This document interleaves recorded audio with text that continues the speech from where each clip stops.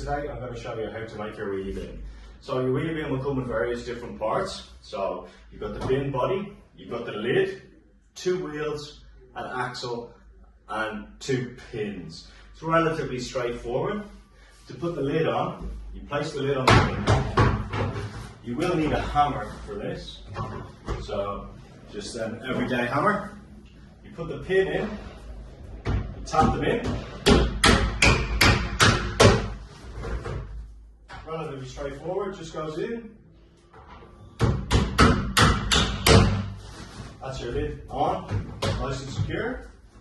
Now we put the wheels on. The wheels are simple, so you put one end and it clicks into place, just like that, won't come off.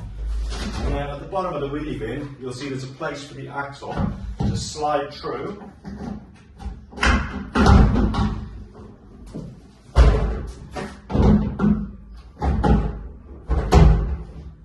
Sometimes it needs a little bit of persuasion.